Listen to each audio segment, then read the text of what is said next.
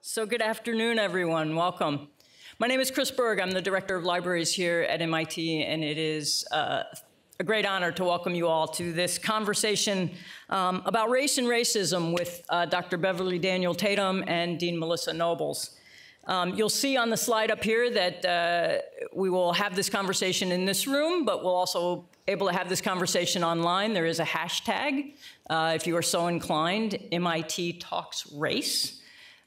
This talk is also being live streamed because we had so many people who wanted to come that we couldn't fit them all in this room with us. So this will be a virtual reality conversation as well.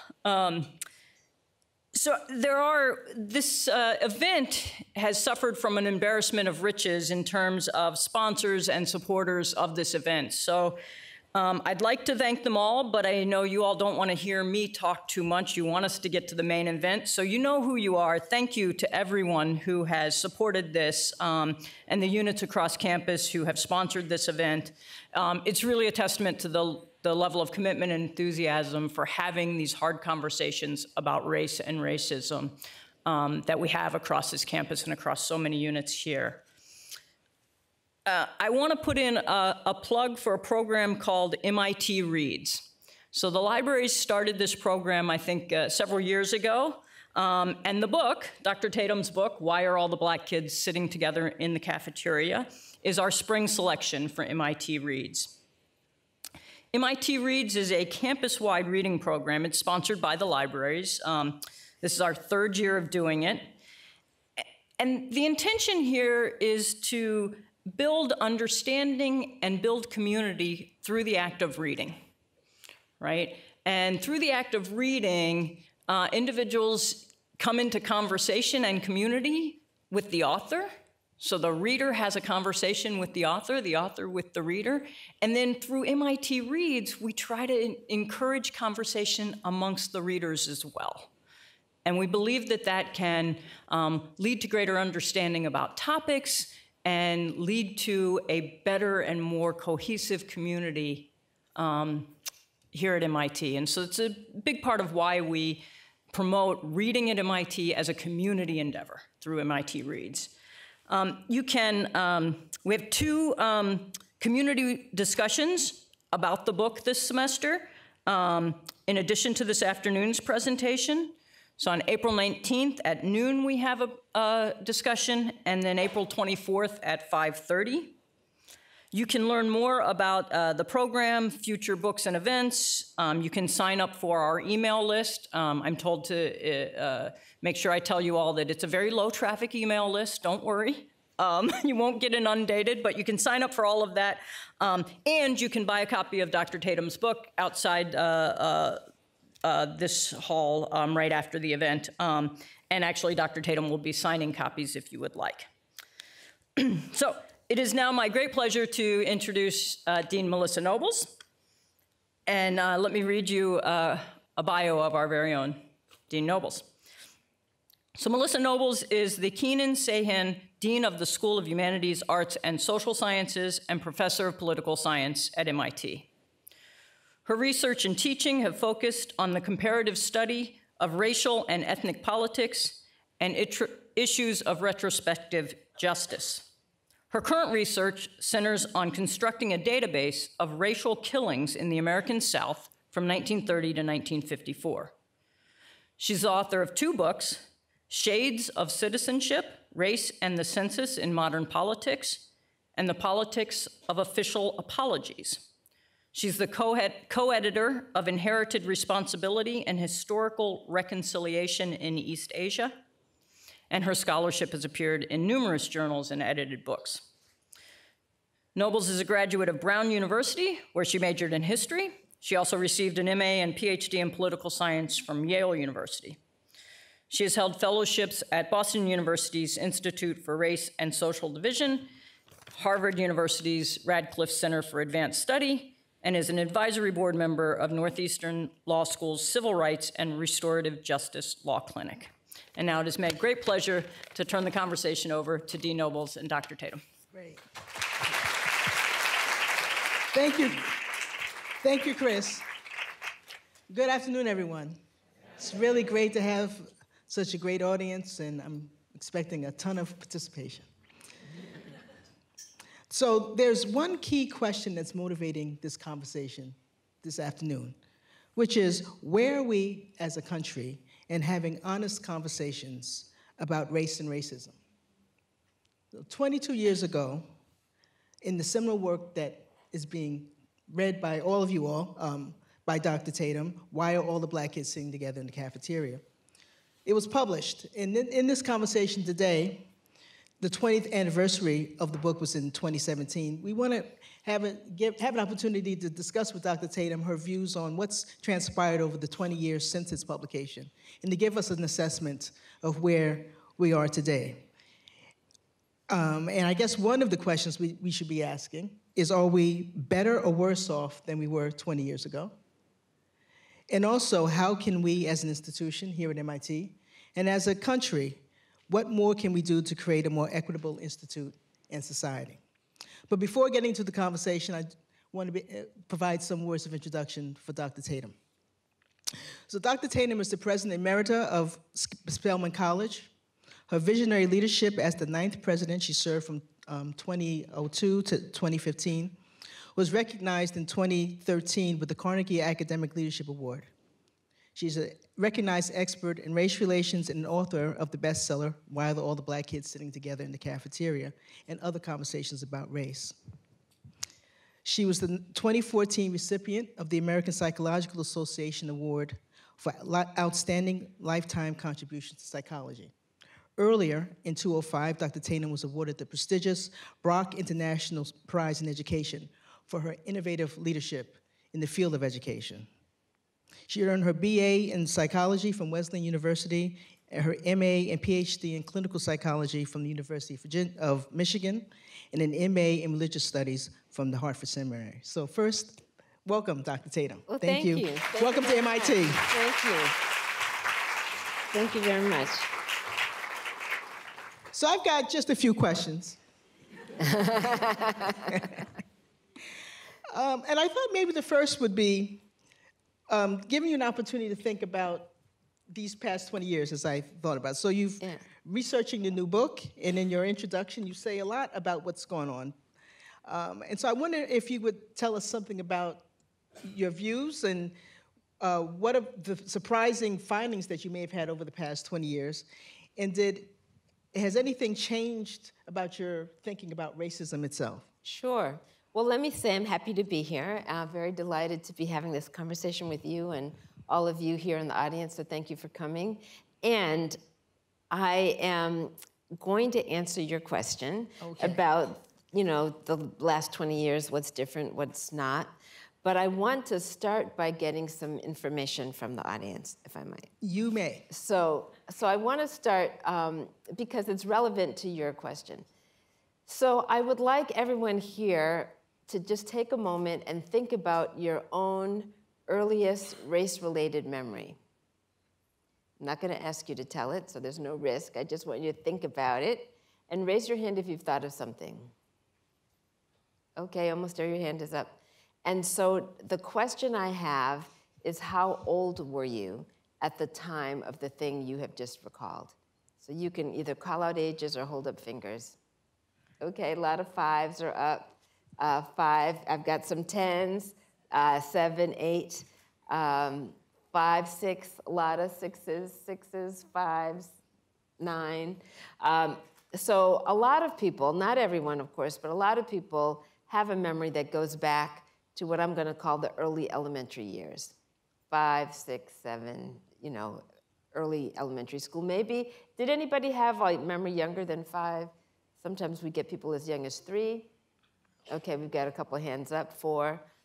So it could even be preschool or kindergarten age, but many people have an early elementary memory.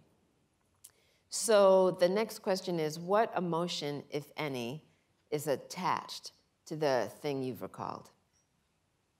You have to call it out. Anger. I heard somebody say shocking. Confusion. Curiosity. Shame. Aberration. Oh, admiration. Okay, admiration.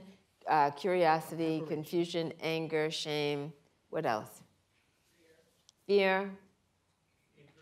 Interest, which could also be curiosity. Yeah. Okay, so sometimes people say sadness. I haven't heard that one yet. Or embarrassment. Sometimes people say isolating, feel, depending on your memory. It doesn't have to be an unpleasant memory. If it's of interest or admiration, sometimes people say love or happiness because it's in the context of a friendship or something like that. But for a lot of people, the emotion is uncomfortable in some way. I'd just like you to raise your hand if you would describe whatever you experienced as uncomfortable in some way. Okay, a lot of uncomfortable. So now the question is, did you have a conversation with a concerned adult, a teacher or a parent, at the time that this incident occurred? Raise your hand if you did. Okay, you'll look around, you'll see maybe we've got 20 hands up total. Raise your hand if you did not. Many more did not. So, I have one more thing to ask about it. It's fascinating, isn't it? It is. Yes, okay, so now the question is, how many of you know some 5 and 6 and 7-year-olds? You know, cousins, siblings, your own children, kids you babysat for. You have some experience with 5, 6, and 7-year-olds.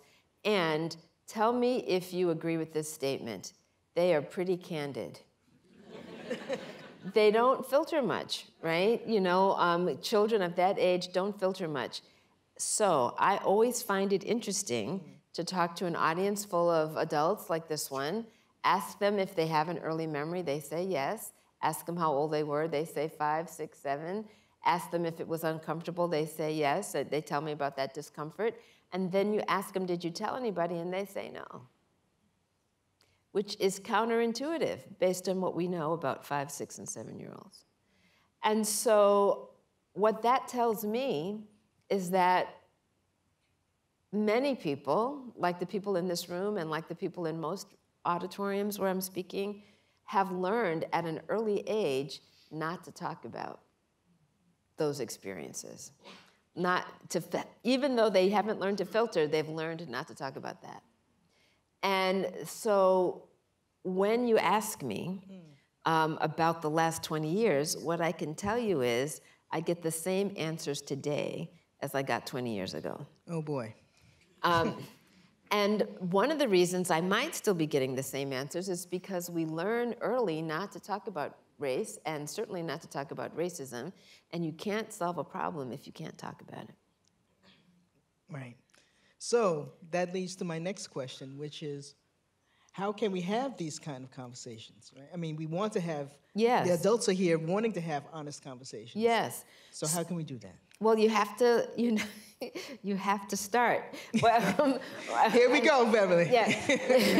I think of this, I have to tell you the image that came to my mind when you asked me this question. Yeah. I grew up in Bridgewater, Massachusetts. My father taught at Bridgewater State University, was then Bridgewater State College. And at Bridgewater State, there is a swimming pool that is open in the summer for use by community members, and my friends and I used to ride our bikes to the pool and go to free swim. And there was a high diving board, and you could, get in line for your turn to jump off the high diving board. And I used to get in that line and, wait my turn, and then I'd be up at the diving board, and all the kids are lined up behind me, and the only way off is to jump, right? The only way off is to jump. And I was always terrified, right? Always terrified, thought to myself, why did I just get in this line? And it's like that. Yes. I mean, I think it's like that. It's like, if we wait till we really know how to do it, we will never start. When I first started teaching about racism, I was 26 years old. It was 1980. Someone asked me to teach a class. I was at that stage of graduate education where you call yourself ABD, as an all but dissertation, and I needed some money, and I was offered this opportunity, and I said to myself, how hard could that be? right? And it was harder than I imagined, but it was also really empowering to bring together. I was teaching in California. It was a majority white teaching environment, though kids of color in the class as well. And at the end of the semester, my students said to me, this was one of the best learning experiences I've had at this university. Why did I have to wait till I was a senior in college to have this conversation? Everyone should take this class. That's what the kind of thing that people said. And it was so, and I will say that they said those things not because I was an expert, because I was not at that time, but because I think there was a great deal of power in doing this thing that you've been told all your life you're not supposed to do. Which is to have a conversation about this important social issue. It was quite liberating for them, and I learned a lot in the process. And I tell that story to say, of course, we want to do it well, and you don't want people to just, go off half-baked, so to speak. But at the same time, if we wait for perfection, we will never start. And if we don't start, we will be sitting here 20 years from now. And you'll be asking me, in that vision, 20 years from now, I'll be 85, and I don't know how old you'll be, but, we'll be talking. And we'll be saying, it hasn't changed. Because we have to be able to engage the conversation. So when you say, how can we start? Leadership matters, but I think leadership can come from all levels. Sometimes the conversation starts because students insist upon it. Sometimes the conversation starts because someone working on curricular issues says, if we're developing the next generation of leaders, how can they truly be educated if they don't understand this fundamental dimension of our society? So one thing that comes up quite a bit, Beverly, I'm sure you've heard this, is that everyone wants to talk about race and racism, but doesn't appear to be a shared understanding of what racism is. And people may say, am I being racist? So is there something? So in my book, people often ask me, why are all the black kids sitting together in the cafeteria? And I'm more than happy to answer that question. And I try to answer it in the book, but that's not really what my book is about. Right. What my book is about is really the second half and other conversations about race. And so the book is really, I think of it as having three parts: what, so what, and now what. And the what is racism and how do we understand that? How do we talk about it? Let's define some terms. So what? So what does that matter in terms of how we think about ourselves and other people, in terms of our own identities and the identity development, not only of ourselves, but of other people? And now what? Now what can we do about it to interrupt the cycle of racism? But I tell you that by background to say the first section of the book is about defining terms, because it's very difficult to have a meaningful conversation with somebody about racism if you're not sharing a definition. Right. So some people, when they talk about racism, are really talking about individual prejudices, right? So many people, as I say in the book, we are all exposed to misinformation about people different from ourselves. We're also exposed to misinformation about people like ourselves. There's a lot of, that misinformation comes in the form of stereotypes. It comes in the form of distorted information we learn in school and elsewhere. Some of what we think we know is the result of what we haven't been told, omitted information. And so all of us, I talk about that stuff, the stereotypes, the omissions, the distortions, as being like smog in the air. And nobody gets up in the morning and says, I'd like to breathe smog today.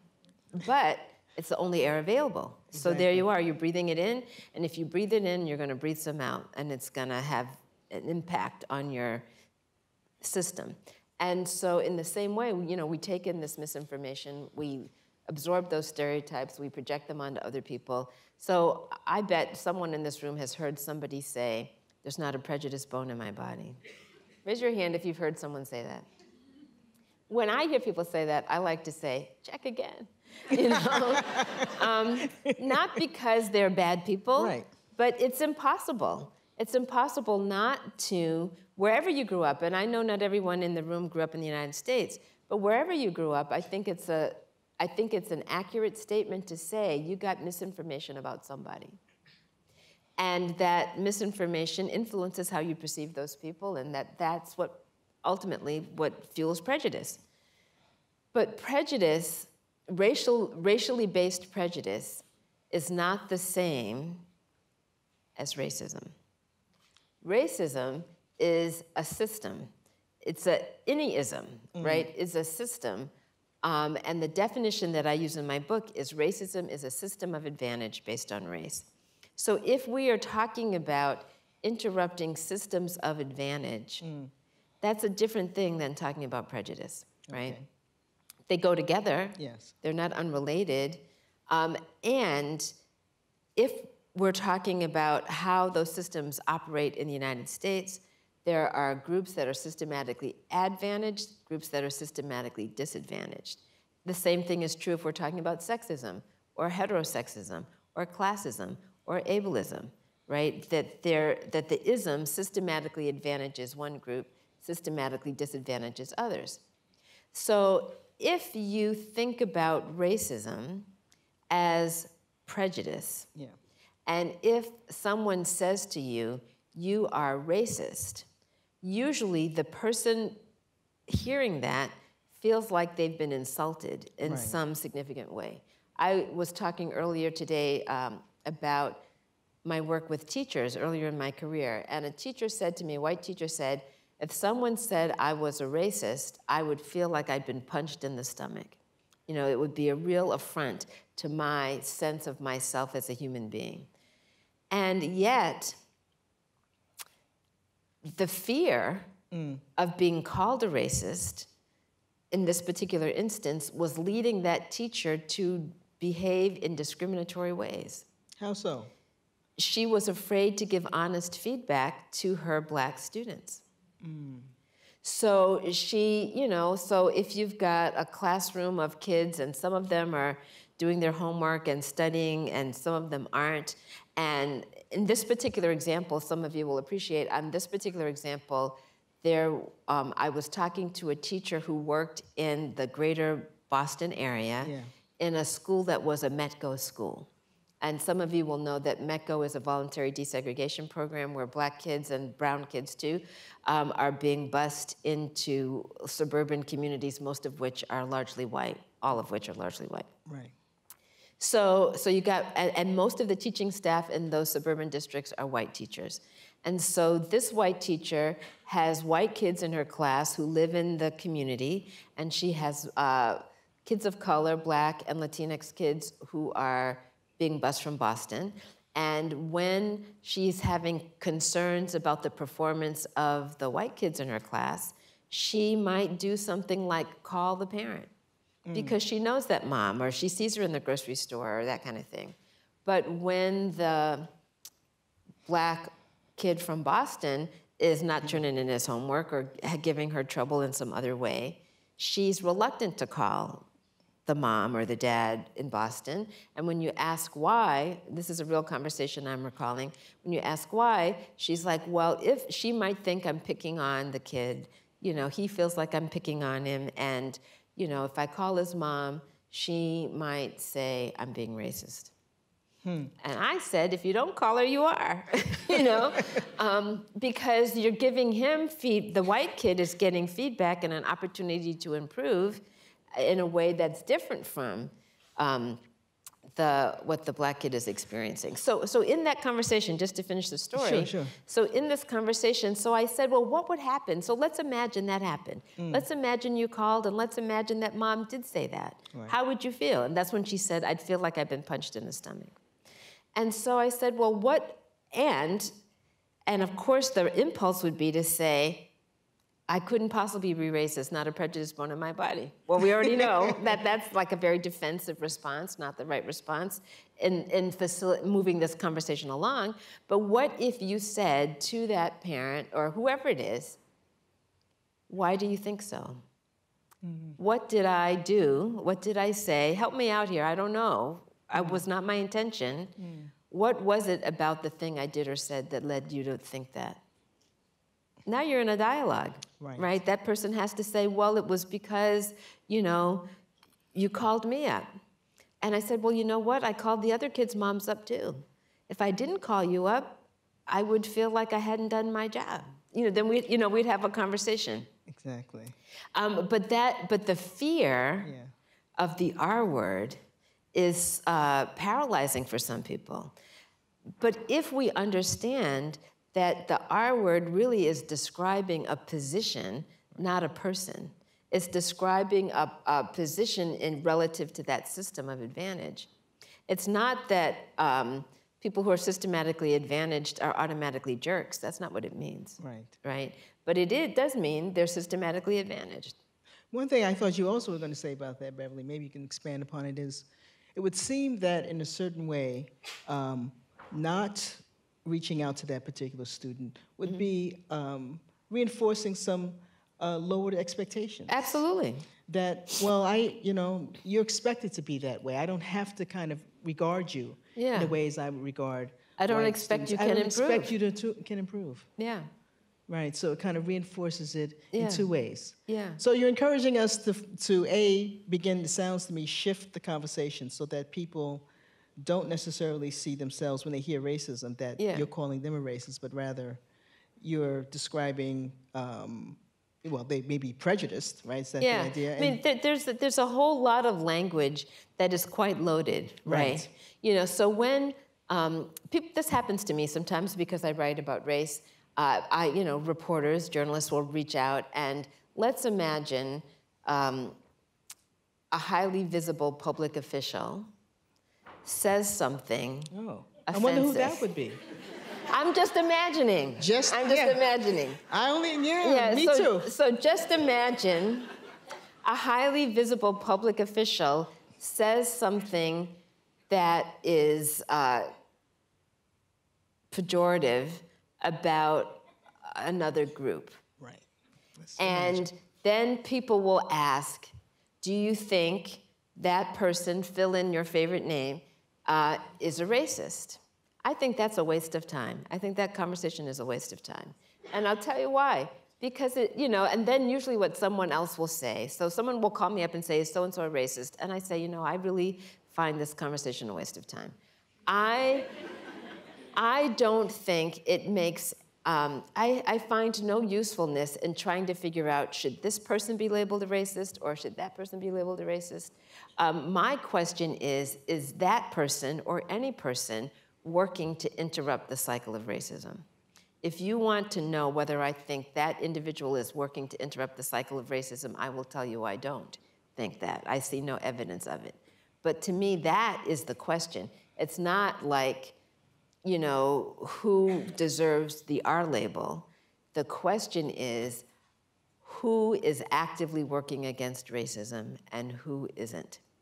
So as working against racism in that regard, would it be that you're looking for actions? Yeah. And is it also, so we could talk a bit about that. And also I would imagine, though, speech acts in a way, speech is an action. It's an action, right? Yes. And so while it may not be the same as supporting some sort of policy, right? So you would want to make that distinction, I imagine. Yeah. Let me talk a little bit. There's an image in my book that I talk about that people tell me they find helpful, and this is the image of the moving sidewalk at the airport, right? We've all, I'm going to assume, if you don't walk on it, you have seen it, right? Or the escalator, right? Something that's moving like on a conveyor belt. And here's the thing. If we think about the systems, the policies, the practices, the systems that have long been in place and are still in place that reinforce racial hierarchies, that reinforce messages about one group being more valuable than another group in terms of just their own humanity. That these systems of racial hierarchy, systems of advantage, have been in place a long time. Right. And they are, to a certain extent, self-perpetuating. You just have to keep doing what you always did, right? And it continues. So if we think about that as self-perpetuating and imagine yourself as stepping on that moving sidewalk. You might say, I've stepped onto the moving sidewalk of white supremacy or the moving sidewalk of racism in our society. And you might say, I don't like where this sidewalk is taking me. I don't like it. Right. So, but you might say, you know what, I like where this sidewalk is taking me. In fact, I'd like to get there faster. And so you start walking, right? You're walking with the moving sidewalk. You're accelerating your progress in that direction. But let's say, I don't like it and I don't want to go in that direction. I don't want to align. I'm not going to Charlottesville to protest. I'm not going to be one of those people. Right. I don't want to be actively racist. So what can I do? I can stand still. But if I'm standing still on a moving walkway, what is happening? You're moving. You're still moving, right? More slowly, but you're still moving. But let's imagine you said, okay, I don't want to go there. I can't stand still. You know what? I'm going to turn around. I'm not going to look in that direction. I'm turning around. Now what's happening? You're still moving. You're just traveling backwards, right? You just don't know where you're going, but you're still going there. The only way to interrupt that process is to turn around and walk fast in the other direction, faster than the cycle is moving. Got it? Yes, I got you. Okay, so the question is, so each of us can figure out, well, where am I in this process? Am I walking fast with the cycle? Am I standing still? Have I turned around, but I'm passive, I'm not moving? The only way to really interrupt the process is to be active, and really active, because there's so much momentum already in place. So I imagine a lot of people are thinking they want to be active and kind of want to know how. And we have a lot of folks here connected to institutions who would expect their institutions to be more active. So what can people do? How would you rate kind of how institutions are allowing people who consider themselves woke or trying to be to do the actions that you're describing? That is kind of going against the grain in a way. I mean, that seemed to be what you were suggesting. Yeah. A, how would you grade institutions? And B, for those who are interested in the room, what might you recommend that they do?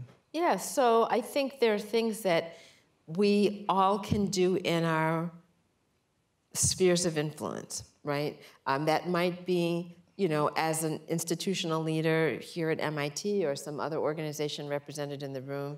It might be in our own social groups. It might be in our neighborhoods. It might be in our homes. But to think about, okay, let me do an audit, right? So what's the audit? Well, let me talk in this context about the ABCs. Can I do that? You can. Yes, okay. So the A is perhaps the first part of this audit. I use this acronym, I call them the ABCs: affirming identity, building community, cultivating leadership. And the A, affirming identity, is fundamentally about just asking the question, who's in the picture? Who's in the room? And who's missing from the picture? So literally, if we think about this, let's imagine there's a camera back there, but let's imagine there was a camera up here taking a picture of all of you sitting here today, and you got a copy of that photo on your way out the door. What's the first thing you're going to look for? When you get this picture, what's the first thing you're going to do? You're going to look for yourself. That is the only answer, the only honest answer, right? You're going to look for yourself. So you were in the room, they took the picture, you've got your copy. Think of those, school pictures you took when you were a kid. You get the group picture, you look for yourself in it. And once you look for yourself in it, then you evaluate how you look, right? Was I smiling? Are my eyes open? All of that, you're going to look. When we enter into organizations, all of us, when we enter into the organization, we ask ourselves, am I in this picture? Where do I see myself represented? How am I represented? Some people will say, yes, I see myself. I was just cruising down a hallway with, I've been escorted around MIT today, and I won't even mention what the department was, but I saw pictures of all the faculty in that department and all the students in that department. And let me just say, I didn't pause to really study the pictures, but in my quick perusal, I saw there were some people missing, right? It don't look like you and me, huh? I'm just saying. I'm just saying. So the question is, who's missing from the picture? So you start with that. Yeah. So if I say who's missing, and I notice that there are some people missing, then the next question is, well, what can I do about that? How can I make sure that everyone feels welcome and as though they belong in this picture? You know, I was talking to I went to Wesleyan University as an undergrad, and I started in the class, I was in the class of 1975. I came to Wesleyan in the fall of 1971. Wesleyan had just gone co-ed. I was in the second class of women. So it was not a surprise, you know, to walk around and see, you know, pictures of male graduates, right? I mean, what would you expect in 1975 if no women had graduated yet? But fast forward, you know, 45 years later, you'd expect to see something different. Yeah. Yeah, right? So the question is, what do we see when we enter into those environments?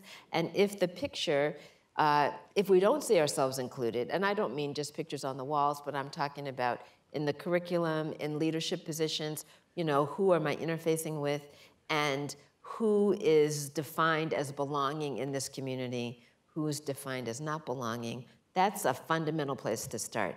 If you don't, I like to say, if you don't remember anything else, remember to ask, who's missing from this picture? And I want to give just a small example. Yes. Because sometimes they're just small things. So I was president of Spelman College for 13 years, and when I first arrived, I got there in August of 2002. And school is about to open, and we are going to be welcoming the class of 2006. So if you've ever been to Spelman, you may know it's a gated community, and you enter through the gates. And so near the gate, there's this big banner, and it says, "Welcome, class of 2006." One of the things that quickly came to my attention was that there were some people missing from that picture. And the people who were missing from that picture came up to me and said, "President Tatum, what's up with this sign?" Well, you might think, well, what's the problem with the sign? If there's a transfer student in the room, you know what's wrong with that sign. The transfer students are not in the class of 2006. Right. The transfer students might have been in the class of 05 or even 04. Right. And so if you've got a big sign that someone went to a great deal of trouble to put up to create a welcoming environment, and by the very act of putting up that sign, you've left out people, that's a problem. Right. Now the sign says, "Welcome, new students," right? And it, you know, but it's a different way of thinking, Precisely. right? It's a different Yes. way of thinking. So, but you'd be surprised that when you tell people we can't put up the sign that says class of fill in the blank. Right. It has to say new students. The people who've always put up that new 06 Right. sign are like, what's wrong with you? Right. You know, of course, you know what I mean? We have to think in new and different ways.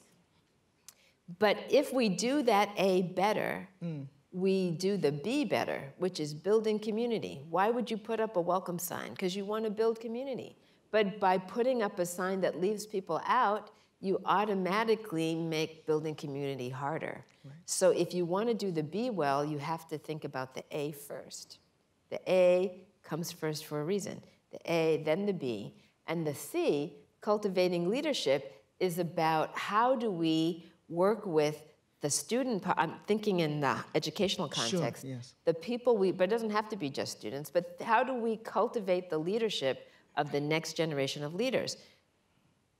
Students who come to MIT are being prepared not just to be technologists, they're being prepared to be leaders in the fields in which they operate. And how can you be an effective leader if you don't know how to engage with people different from yourself? And you can't be an effective leader if you are regularly leaving people out. Exactly. I wonder if we may go back, since you mentioned Spelman, I wanted to ask, you know, we think about racism and prejudices at majority white institutions. And I wonder if anything would be different at Spelman. I mean, would people think about racism differently, and what would it how would it be talked about? Sure. Well, just as we could ask this audience to define racism, we might get a lot of different definitions. Sure. And let me just say a word about that. One of the reasons I go to great lengths to define the terms in my book is so that the reader knows how I'm using the term. Right. Which is not to say, some people read the book and they say, I don't like your term, I don't like how you've defined it. Okay, you don't have to. But at least you're clear about how I'm using it. Right. Right? It's been made clear. So in the context of a historically black institution or a majority, so-called majority-minority institution where you have the dominant group in terms of population is, in other contexts, a stigmatized minority, you would say, well, it looks different. And it does to a certain extent, but we all are breathing the smog. Okay. I just want to say that. So having grown up a young African-American woman in Bridgewater, Massachusetts did not protect me from smog. Right. You know, and so this is all to say that people sometimes internalize those racist messages, and if you internalize them, you can still project that, you know, and that can take the form of colorism, for example, in a community of black people. It can take the form of classism and other kinds of hierarchies. But there is something that's very different, and I think it's important to say, even though, you know, there's no smog filter, right? Exactly. Over the campus. And that is when you step on the campus of Spelman College as a young woman of African descent, you are stepping onto a place where you can say, this place was built for me. From day one. It wasn't like I got added in later. You know, the founders of the institution in 1881 said, we are creating an institution that is going to create opportunity for women, formerly enslaved black women, who have not been denied access to education, and it is our intention to create an excellent, the founders, who are actually, I don't know if you know this, audience, 2 white women from Western Massachusetts, traveled to Atlanta, and they kept journals, which are in the archives of Spelman, and they wrote things like, you know, this is going to be the Mount Holyoke of the South.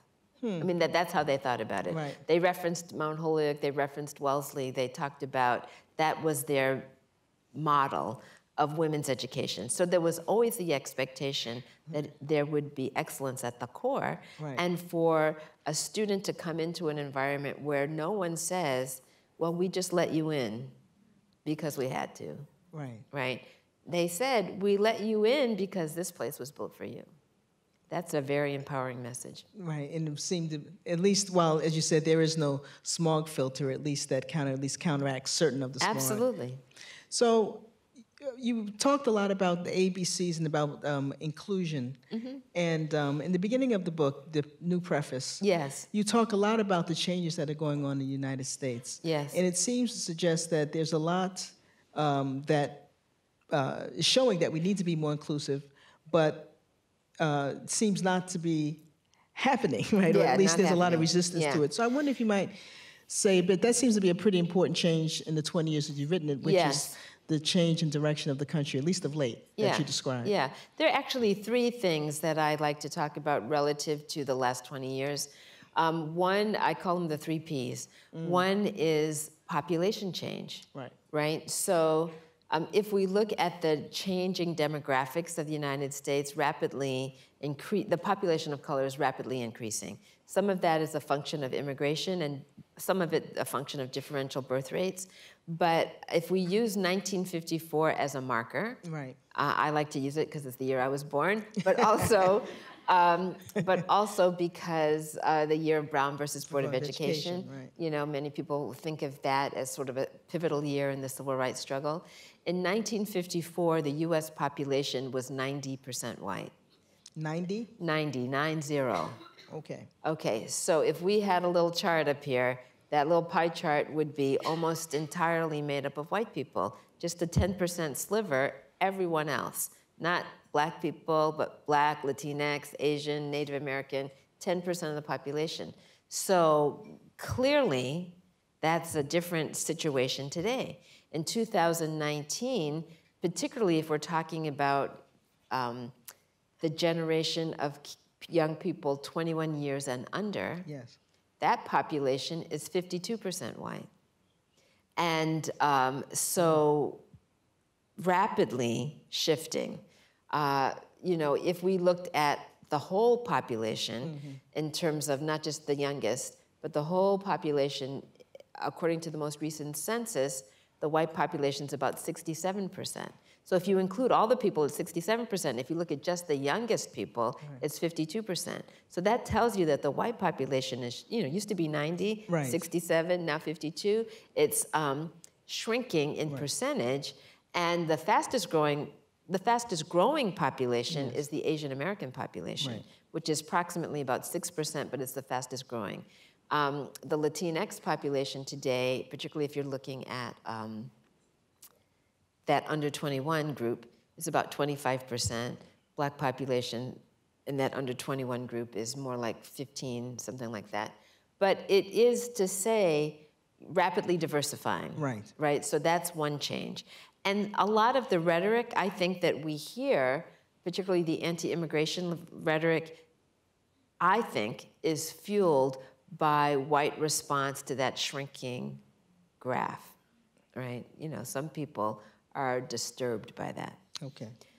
I'm here to say, as always having been in the smaller part of that pie, you can do it. But having said that, that's the first P. Yeah. The second P is politics, right? And I just want to quickly talk about the fact that in the last 20 years, we've had 4 presidents. Correct. And the first president in that quartet was Bill Clinton in 1997.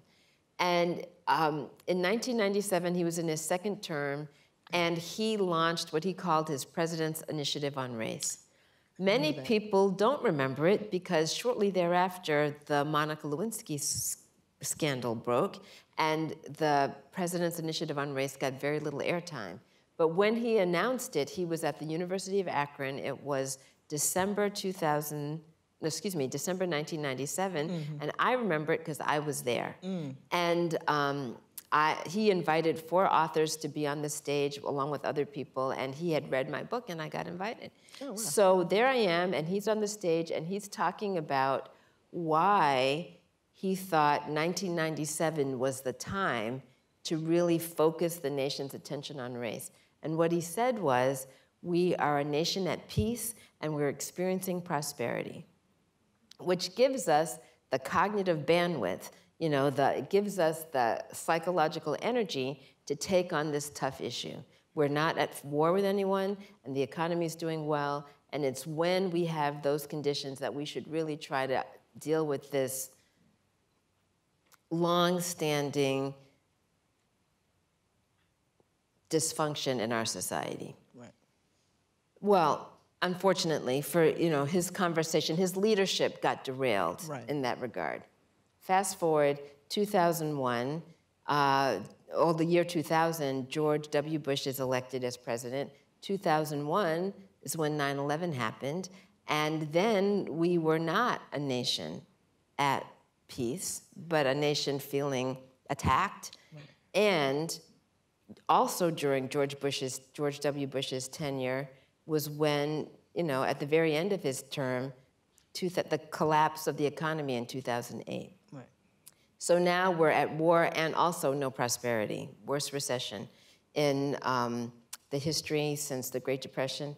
And then fast forward 2016, 2008, our President Barack Obama is elected, and something happened when he was elected, and that was victory was declared.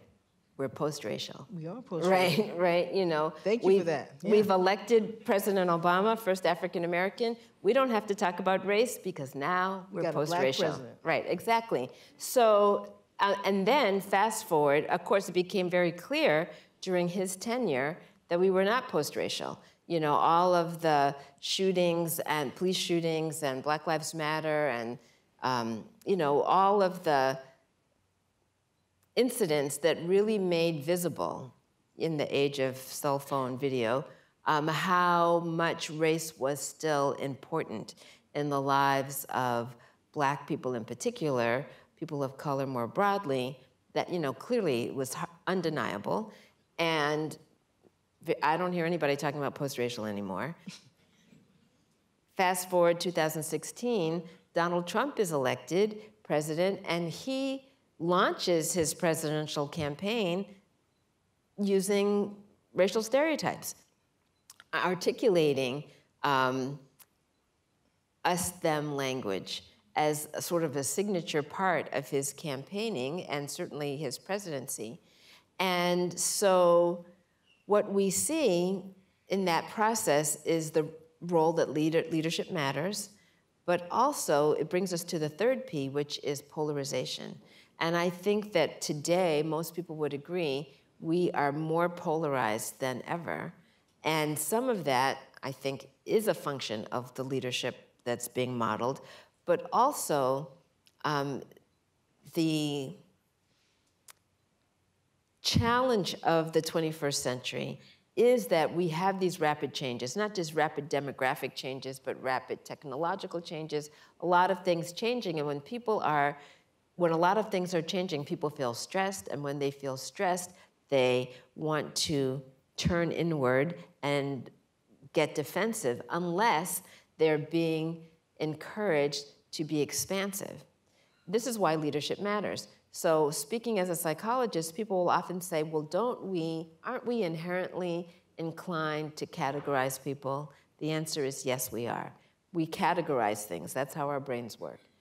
But, and not just people, chairs, tables, you know, we categorize the world. But we also are social animals, and we follow the leader, much like wolves in a wolf pack, right? And so if we're following the leader, one of the things we look to the leader, and by leader, I don't mean just a president. I mean the leader of the family, the leader of the church, the leader of the school, the leader of the classroom. We look to the leader to signal who's in and who's out. And if the leader is signaling it's just us, everybody else is out, people follow that example. If the leader says, this is who we are, we're all in this circle, people follow that example. And so the context right now is one where we have a lot of the public, highly visible rhetoric defining the in-circle very narrowly and putting a lot of people outside that circle, and we have a lot of people following that example. So, you know, one thing reminds me, thinking about leadership, after the President Trump decided to pull the U.S. out of the climate accords. Yeah. President Rife wrote a letter to the community, MIT community, that said, leadership of the many.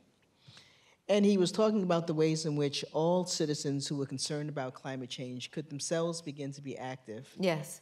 In certain ways in response to the decision by the president at the national level. Yes. So in certain ways, your remarks remind me of that, the idea Yes. that there needs to be leadership of the many and that people can decide in their own spaces to be the leaders that they want to see. So I wonder, just by way of conclusion, before we open up to the audience, to make sure that we get a lot of participation, and I don't get to hold you all to myself.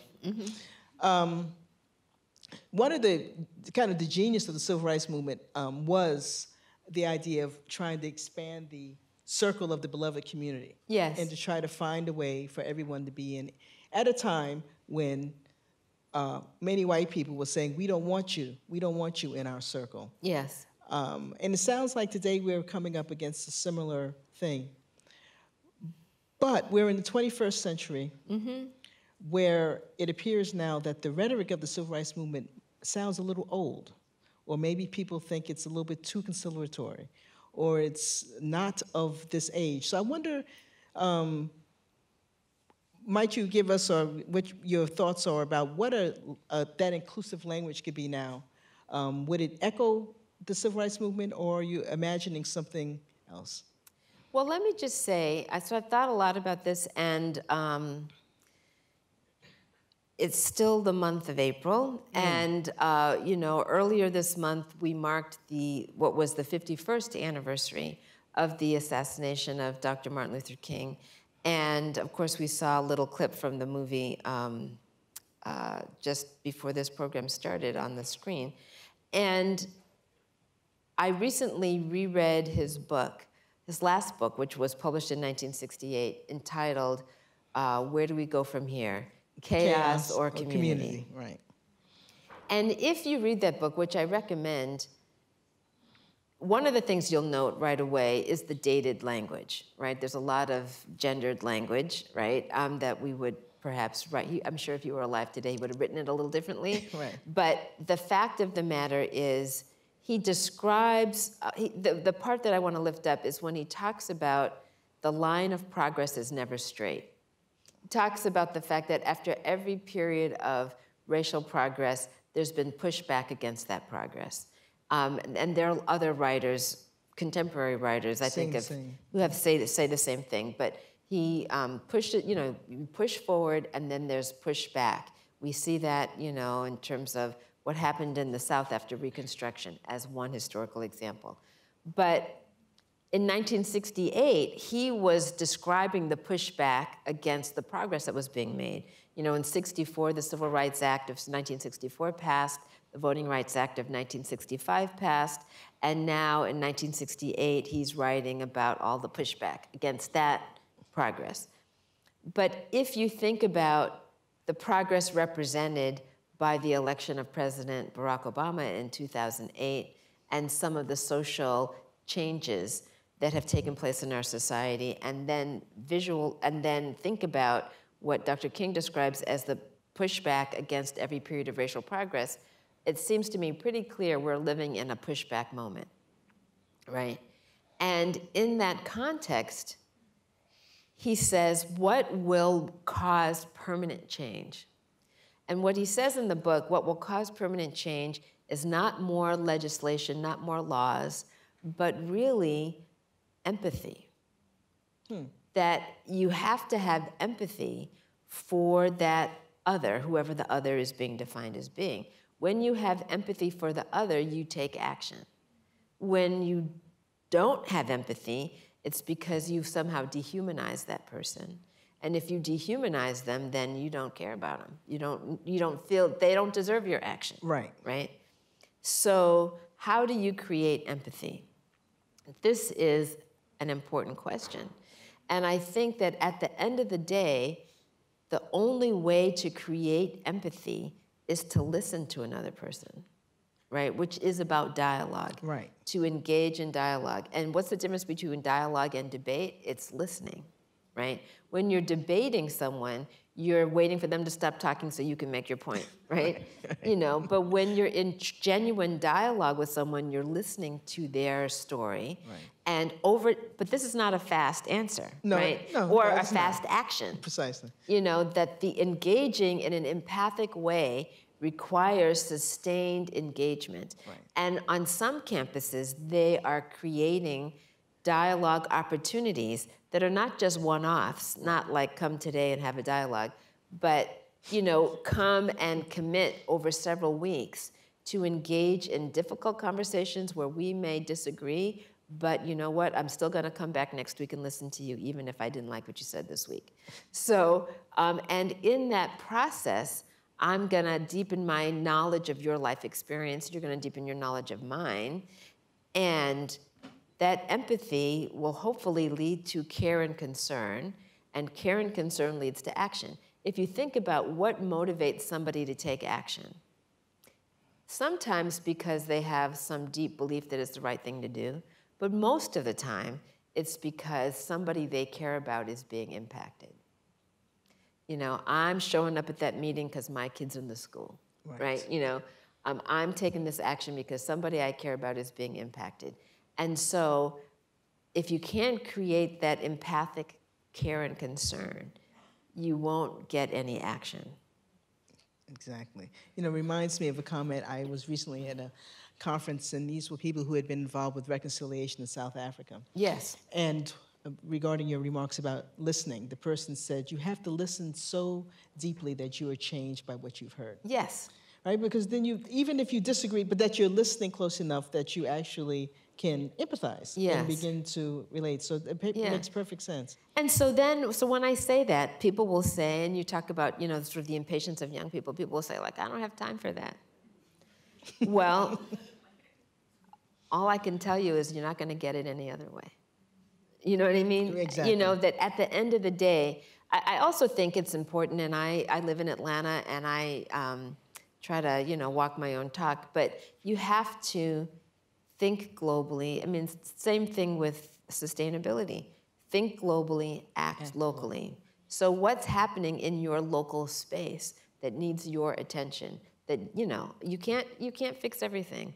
I can't fix that Mueller report, but I can, I knew it was going to come up. But I can be engaged with disenfranchised communities in my local area and do something about that. Well, it's certainly important about the empathy, as we've seen with this, the horrible actions taken by our government at the border. Yes. And family separation. And it's certainly clear that empathy is what's required. And for those Americans who are horrified by it, it has to be at some level seeing the people coming from Latin America as people. Yes. So why don't we open it up for questions and comments? I'm ready to share now. Mostly questions.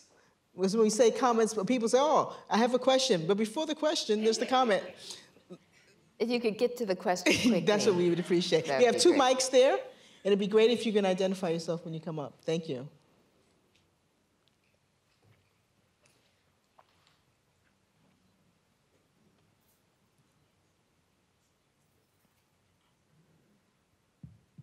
Hello, so my name is Kevin, and yeah, I've identified myself. So the question I'd like to Thanks, Kevin.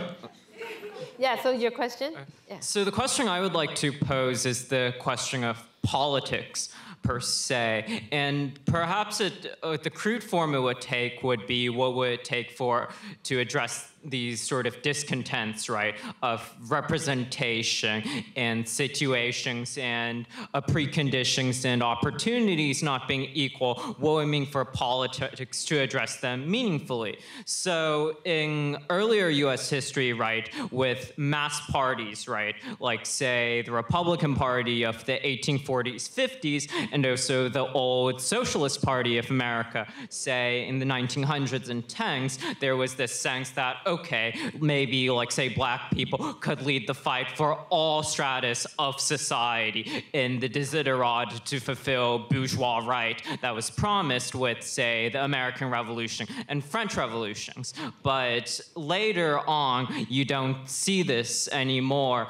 in, say, society at large, right? There is a particularization, and particularly with, like, say, abdication of politics, with, say, community politics, with the Black Panther Party, et cetera, et cetera. The question. And so, right, so what opportunities do we have to learn from the 20th and 19th century for, say, the political party that is able to address the discontents you raised? Thank you. Okay, thank you for your question. So the first thing I would say is it helps to know some history.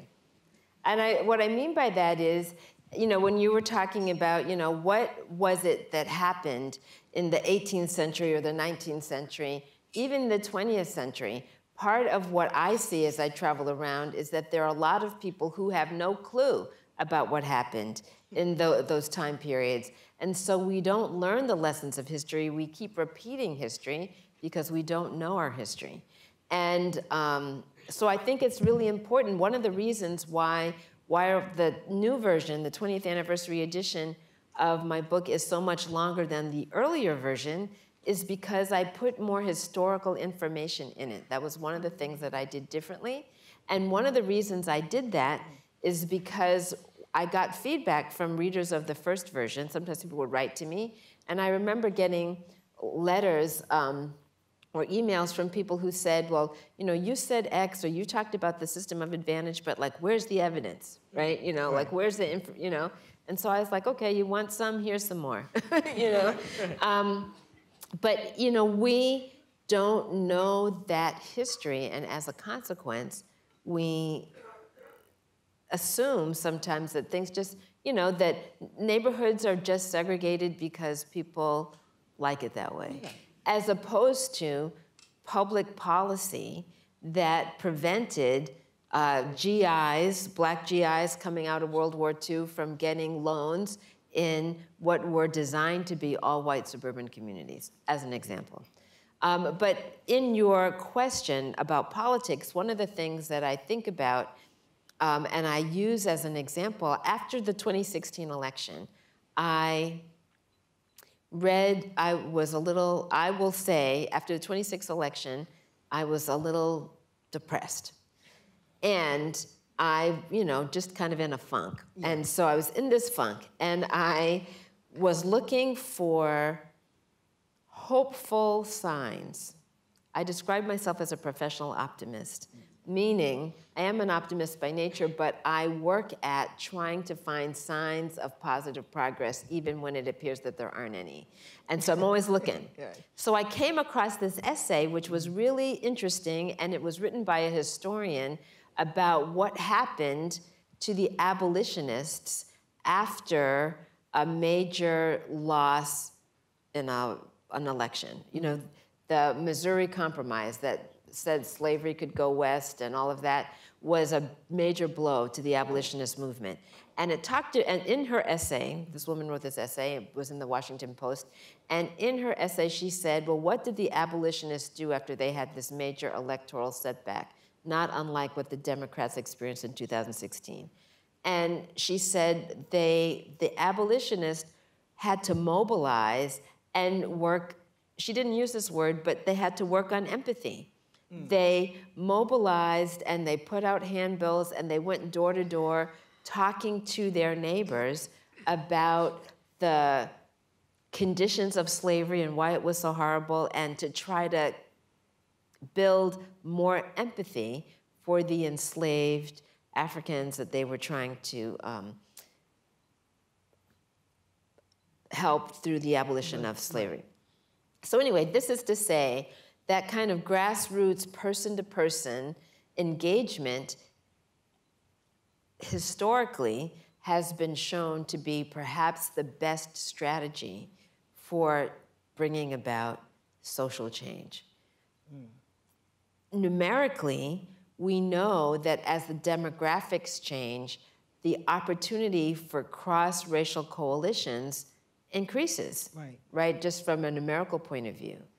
But that those coalitions require relationships, which brings me back to empathy.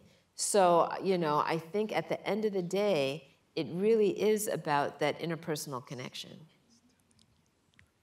Yes. Hello, my name is Nina Estrella Luna. I am a professor at Salem State University. I would like to say thank you, because this book completely changed how I teach race and ethnicity, all my race-related classes in sociology. So thank you for indulging my fangirling a little bit.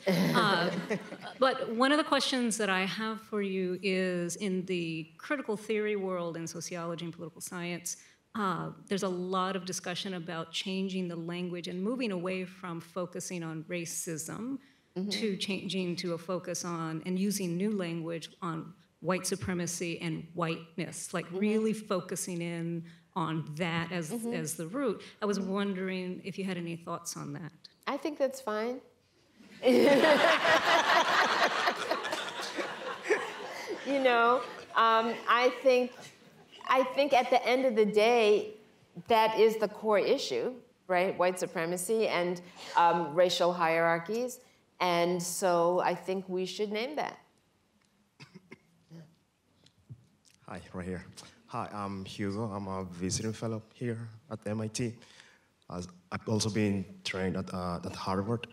So the question that I have is, what is the role that top academic institutions have to disrupt the systems of oppression? And the reason I ask that is because here in the US, prominent institutions such as Harvard and MIT pioneered eugenics and social Darwinism against black people in order to keep them oppressed and in order to dehumanize them. Propaganda that later used Hitler to promote white supremacy, and it was actually built right here. However, based on what you said, I mean, MIT or Harvard, I don't see pictures that include me. I wonder what the top leadership is actually doing in these institutions in order to disrupt those systems of oppression. Well, the question is, what are they doing or what could they do? And so, phrasing that question in the way that, that history is there, there's no doubt about that, acknowledging it, owning it, talking about it, why it was wrong, and what is different today is a conversation a leader could initiate if they wanted to do that, right? The first part of your question was, what's the role of elite institutions in this conversation? And I think it's important to say that what institutions like Harvard and MIT do become examples for other people. If you read the history of education, higher education, when Harvard said we're going to have this kind of curriculum, everybody else said, I guess we should have one of those too. The patterns that are part of higher education have been deeply influenced by institutions like this one and others. And so leading by example is important. Your observation about the history of scientific racism, to use the language of white supremacy, sort of reifying those ideas through eugenics and other things. I'm a psychologist. Psychology has a horrible history in this regard. You own it. You have to own it and say, here's where we went awry, and here's how we can try to do better in the future, in the current and in the present and in the future. So I don't think we have to shy away from owning that history. I don't mean owning it as in claiming it with pride, but acknowledging that's what it was, and that's not what we do now. But will people believe you when you say you don't do it now? Your actions have to match your words. Thank you. Hi, my name is Charlie. I'm a grad student in the biology department. I'd like to ask a clarifying question about the definition of racism. Sure. And if I recall it correctly, the definition is something like a system of advantages based on race. Yep. I'd just like to ask, advantages with respect to what? Is it economic attainments or something like that? And as a related question, in your opinion, to what extent is the movement for racial justice to be a poor people's movement? Okay, so the system of advantage takes many forms, and so I'm going to refer you to my book because we're not going to have enough time for me to tell you all the examples. But system of advantage based on race, is it economic? Absolutely. Is it educational? Absolutely. Is it access to healthcare? Absolutely. Is it access to, how the criminal justice, systems of advantage in terms of criminal justice and how it operates? Absolutely. Access to cultural influence and images, seeing yourself on television. I mean, we can talk about it in many, many examples. I'm going to give you, and that advantage starts at from birth, really. We can talk about access to healthcare at birth.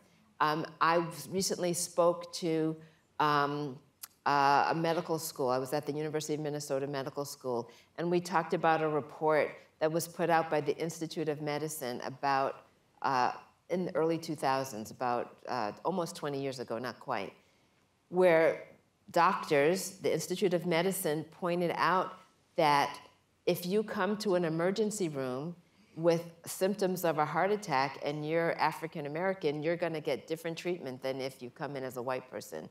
You're less likely to survive that experience. That's just one small example. It's advantageous to be white in that emergency room in terms of the treatment. I could give you so many examples,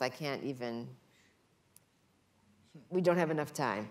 Read the book. But having said that, could we focus on just poverty?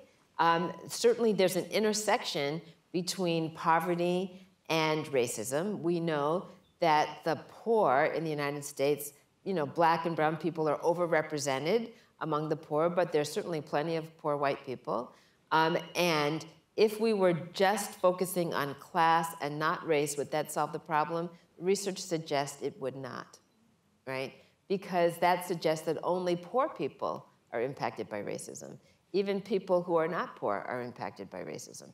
So, we could just talk about, the driving while black phenomena. That's not about poverty. That's about race, right? So, do we need to address economic opportunity? Absolutely, but is that the only manifestation of racism? It is not. Thanks for your question. Thank you. Hello, Dr. Tatum, how are you? I'm great. My name is Laura, and I work in, I do spiritual guidance and spiritual counseling. I specifically, for the last 3 years, have worked with white women around racism from a spiritual perspective. And we talk a lot about words, and that words are particularly important. And then I know that you refer to Dr. King,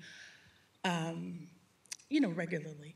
And so my question is, how do you see those of us who are in a more spiritual space, and religion has clearly changed since the Civil Rights Movement, working together? Because a lot of the time, the pushback from different communities outside of spirituality, and the feeling, going into how people feel in the moment and taking, we are all part of the system. So if there's systemic racism, then you are part of that system and going within. How do you see those working together going forward? I'm not sure, to be perfectly honest, I'm not sure I'm understanding the question.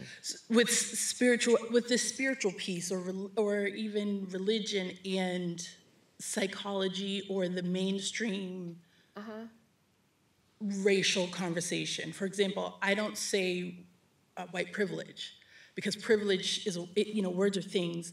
Privilege implies usually that there's something earned or deserved, whereas it's white advantage, and you're just given the advantage. There's nothing special about it, or fragility. Yeah. The behavior that fragility is describing is actually quite aggressive. Yeah. It's not, there's nothing fragile about it. Understood. And so when we shift, my experience over the last few years, when we shift that, there's progress made, but then when we take it out, and when I say we, my group of my students, I guess, there's a lot of pushback to then fit it back into a psychological definition when it may not necessarily have that. Yeah, well, so if I'm understanding your question and listening to what you're saying, I'm hearing you say that in the context of the dialogue that you've been having, right, the cross-racial dialogue that you've been having, that you have, you and the folks that you've been talking with have been using terms in a particular way. Correct. And that when you step out of those conversations, you encounter people who are using different terms. And the question is, how do we bridge those conversations? Right, I'm asking, how do you see that working together? Specifically, because Dr. King was, obviously, he was a minister, and he was able to weave it together so well. But it seems like that is not necessarily the case so much anymore. Does that make sense? Well, I'm not sure I have a clear answer to your question, but what I do... Just checking. Yeah, but what I, obviously, Dr. King was very clear in his writing and his thinking about both, coming from a place of, we're all part of humanity, all God's children, using spiritual terms, coming from his ministerial background, but also very clear about the power of discrimination and what was, the ways in which people were being dehumanized. So it's not, I don't see it as an either or. I don't see it as an either or. So now some people, not everyone who is concerned about justice defines themselves in the context of spiritual yes. community, Right. right? And so sometimes there can be a sense of, because I don't define myself as in a spiritual way, maybe I'm not able to be part of that conversation, or vice versa, right? Okay. You know, and I think that those boundaries may be more translational than, may be more a function of needing to translate for one another. But at the end of the day, if you're concerned about justice, you're concerned about justice. Correct, yes. Yeah. Thank you. Yeah, thanks. Hi, I'm Thomas. I'm raising a white 5-year-old girl right now. And it hadn't occurred to me that she might be encountering the concept of racism on her own. Yeah. Or race, actually. Yeah. And I don't know whether I should be talking to her about it and what I should be saying. And to add to it, I come from a very racist family down south, so I have a whole lot of biases that I'm carrying around that Sure. and stuff that's going on in my head that I really don't want to talk to her about. Yeah. So that's my question. Yeah. Okay. So here's my answer, and it's a short one, which is to say, in my book, there is a chapter, chapter 3, which is all about how to talk to young children about race. Should you talk to your child? Yes, you should. That's the short answer. That book? That book. Okay. Yeah. Outside. Yeah, that Go book, now. chapter 3. Yeah. But I also want to say, in addition to that book, chapter 3, there's a TED Talk that I did you can find on YouTube, a TEDx talk. I did it at TEDx Stanford, and it's titled, Is My Skin Brown Because I Drank Chocolate Milk? And it's about the kinds of conversations you can have with 4, 5, 3-year-olds. Yeah. Good evening, Dr. Tatum. Good evening. And Dean Nobles. How are you guys? We're good. My name is Mark. About a year ago, there was an article in the Boston Globe. It ran from Sunday all week long, and it was about racism in Boston. Mm-hmm. One of the things that kind of really got me was that the aggregate of white people in Boston and its environs was about 248,000, and that encompassed, you poor people on the street to your richest. Mm-hmm. Guess how much black people were worth in I the saw that aggregate? I saw that article. It was like $5. $8. $8. $8. Yeah, $8. $8. Mhm. Hispanic people, practically zero. Mm-hmm. I think we probably owned a lot of debt, so that we can seem like we are equal or whatever. And I wanted to know, what in the hell can you do to change something like that? Because that is very disturbing. Yeah. So, I mean, there's a long answer to that question, and I'm going to try to give a short answer. But if we just think about wealth accumulation and the history of wealth accumulation, we can go back to the years and years of free labor, right? And how that builds wealth. Some people are working for free, and other people are benefiting from that. But even if you don't go back that far, if you just go back to, I'm going to go back to my father's generation. Yeah. My dad was a World War II era veteran, and when he got out of the Army, he had access to a GI Bill. All the veterans did, and a lot of veterans went to college with that bill, and a lot of black veterans couldn't go to college with that bill because there weren't enough seats at all the HBCUs combined to provide access, and the other institutions were not letting them in, right? And then we could talk about access to the loans, right? The VA loans to buy houses. And I alluded to this. There's much more detail in the book about it. But if you couldn't get a loan unless you were buying new construction, and the new construction's in suburban communities, and those suburban communities have racial covenants so that they can only be sold to white people. Right. And so now you're a black person with trying to get a VA loan. To give you the magnitude of this, in northern New Jersey, 67,000 GIs got access to mortgages to buy houses. 67,000 white GIs got access to get mortgages if I'm remembering correctly, the statistic is in my book, less than 100, certainly less than 200, went to black GIs. 67,000 versus just a handful, right? And so you buy that house, and now your house becomes the equity for sending your kid to college. Yep. I mean, you know, there's just so much that we could talk about just in terms of those two examples. So it's not a surprise to see differences in the wealth gap. I know. What can we do about it?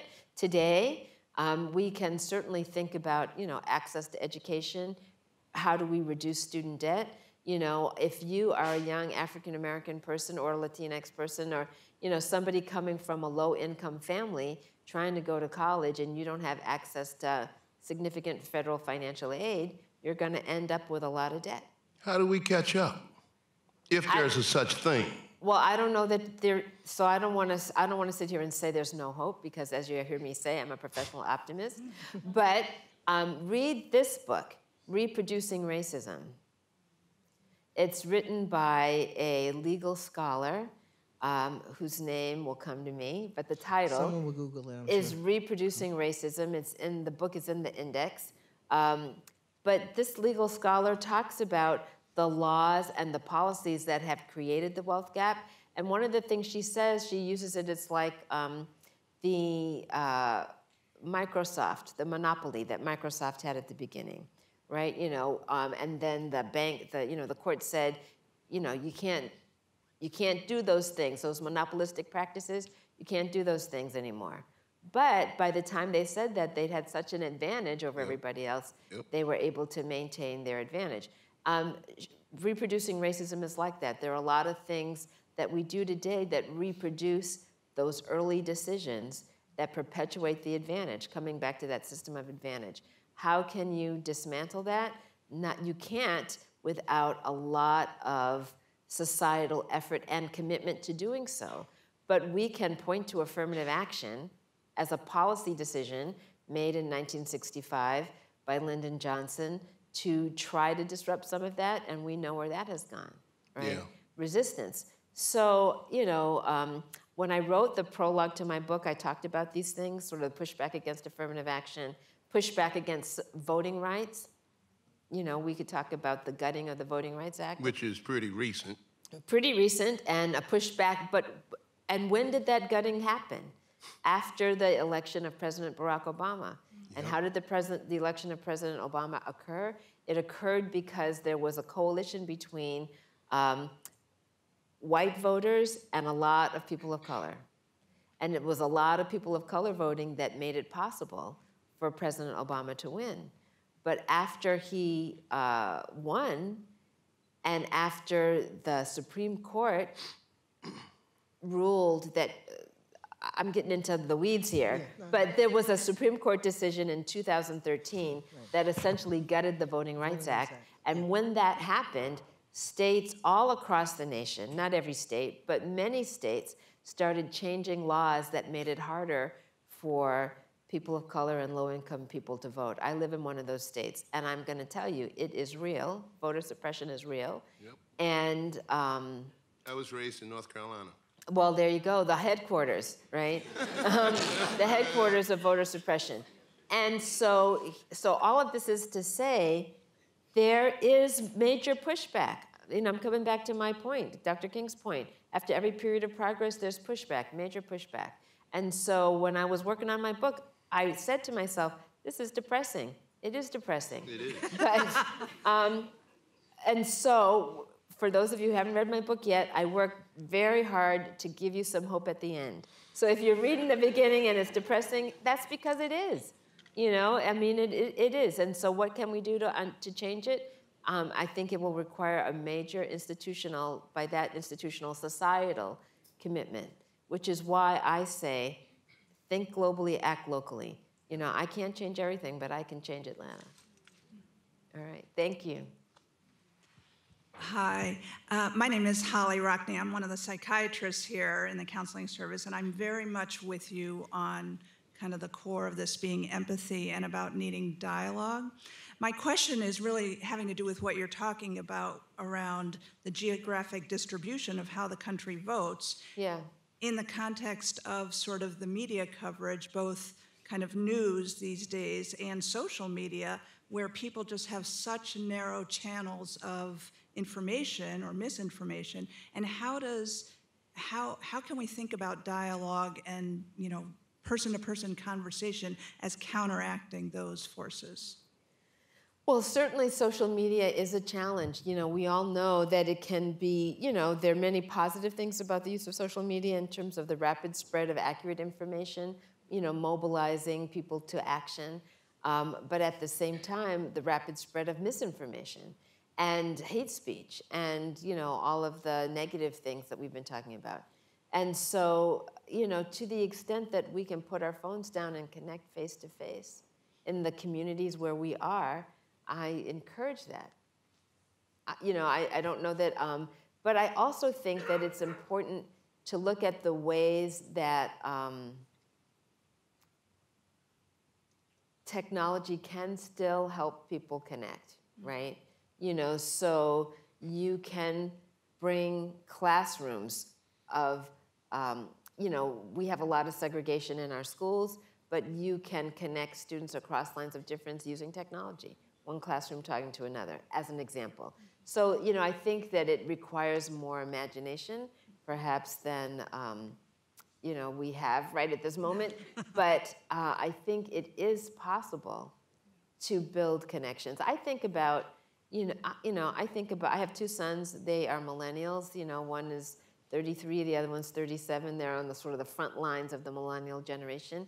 And I think about one of my children in particular who is very social, and he has relationships with people all over the world through his use of social media, right? And so that is to say there's opportunity, there's hazard, but there's also opportunity. Yeah. I think we're going to have to stop with these. So don't anybody else get in line. All right. But one thing we may do too, excuse me before we begin, we might collect the questions and then you can answer. So I'll be responsible for doing a little note-taking. So collect all the questions. Yeah, and then you can kind of respond with them. Okay, so we're going to hear 5 questions. And I'm going to say something. Good afternoon. I'm grateful for the opportunity to be here in this conversation. My name is Karina Gonzalez. I'm an Assistant Director of Diversity and Minority Affairs in the Division of Medical Sciences at Harvard. And as a mother of 2 young twins, my questions are, what are your thoughts in terms of how to and when to start conversations about race and how to encourage empathy in young children, as well as how to encourage the school districts to have these conversations take place early on? Thank you. We'll come back to all of the questions after we hear all the questions. Okay, go ahead. Dr. Beverly, I'm very appreciated what you shared today. I took a lot of screenshot of the live description. And so my question is based on what's happening right now and what you observed. What may we have your perspectives if we have a conversation 20 years from now? What do you think is the same? What do you think is the different? Thank you. Thank you. Hi, I'm Catherine. I'm a senior undergrad here at MIT. I really am inspired by you to have a lot more conversations about race, but I do think sometimes they can be, for me, very uncomfortable because I worry about saying something that's incorrect, or I have had some conversations where in big groups where people can get offended or someone can say something wrong. And how do you think the best way to facilitate a conversation like that is that you encourage so highly? Thanks. Thank you. Hi, my name is Laura Beretsky. I work here at MIT as a grant writer. My question is, what steps can we take to negate policies or systems that are in place that are just propagating racist, or not racist, wealth disparity, let's say. And I'm thinking about the public schools in particular. Mm-hmm. I live in Somerville, town of 82,000 next to Cambridge. And my daughter attends a school that has really big wealth disparity amongst the students.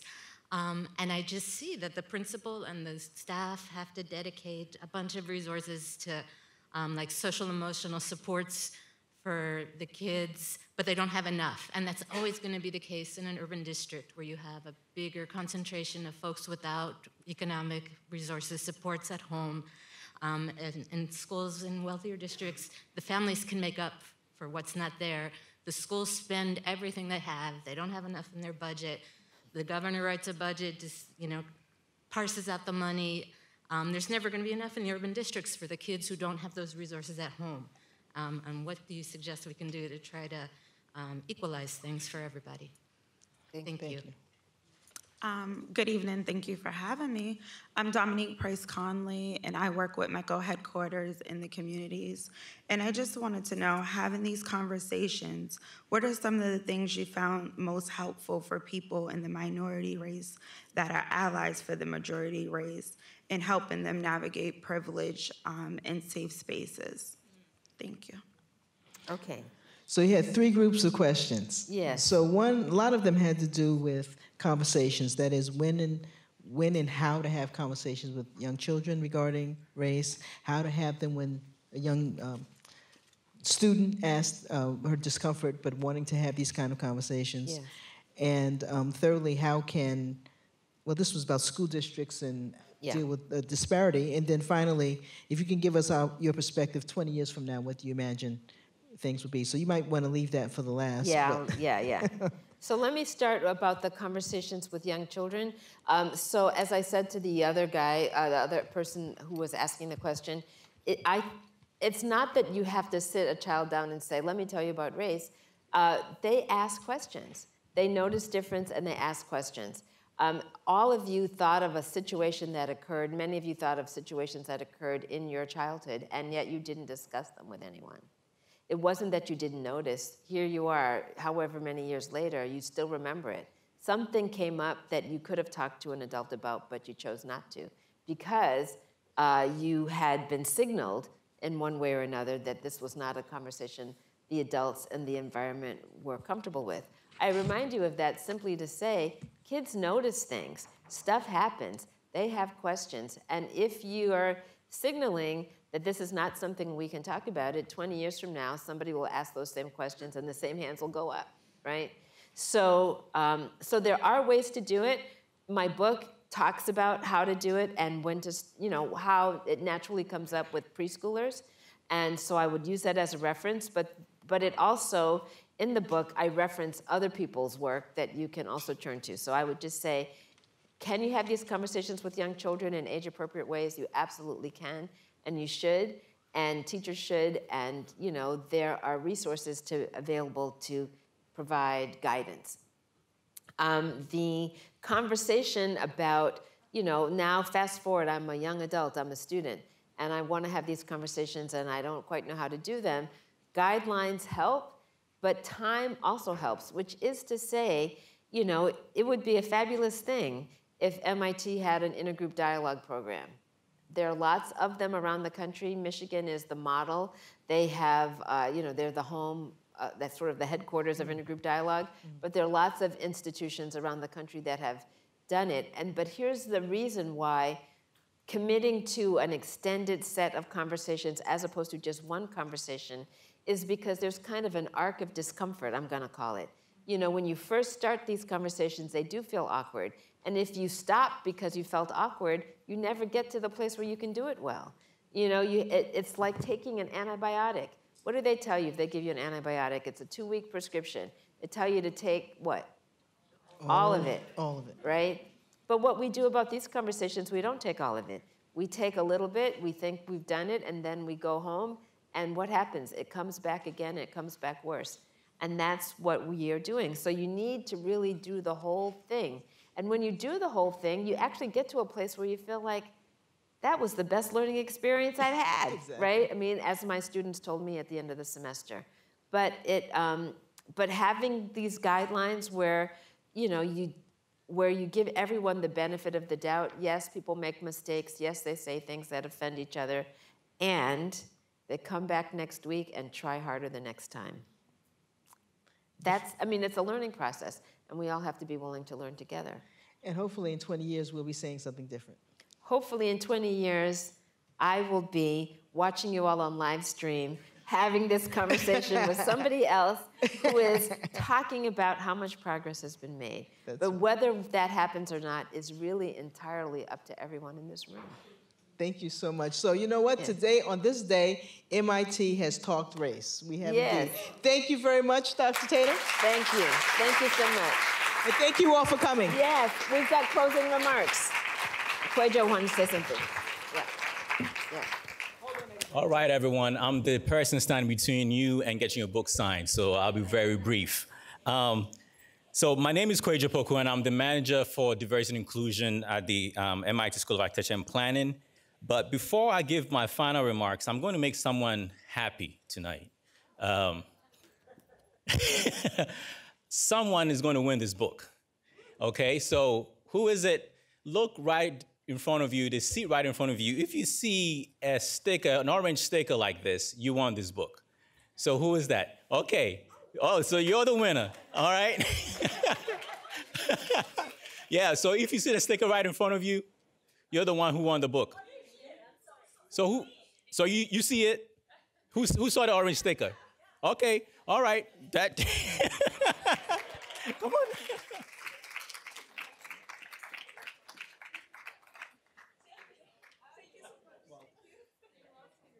I feel like Oprah right now, like giving out.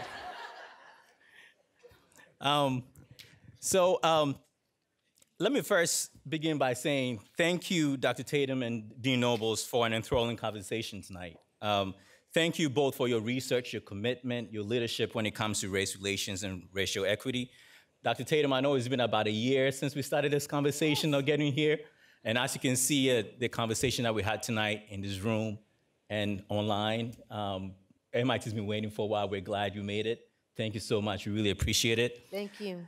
I would like to finally just wrap up by saying a big thank you to a lot of people. You know, as I say, thank you to them, and thank you to individuals, departments, labs, centers, the Institute for the support and the partnership that we were able to come together across the Institute, different departments. As you can see, all the logos around, there's a lot of people, a lot of organizations. Thank you for your partnership. And finally, I want to really encourage each of us as we step out here to continue the conversation and to act upon the conversation convictions. And I'd like to share some few words from two people, Leonardo da Vinci and James Baldwin. Okay, so Leonardo said, I have been impressed with urgency of doing. Knowing is not enough. We must apply. Being willing is not enough. We must do. So something to think about. We have to step out and do. And Baldwin said, not everything that is phased can be changed, but nothing can be changed until it is phased. So thank you for participating in the conversation here on online, and I hope you have a great evening. Thank you. Great. Thank you.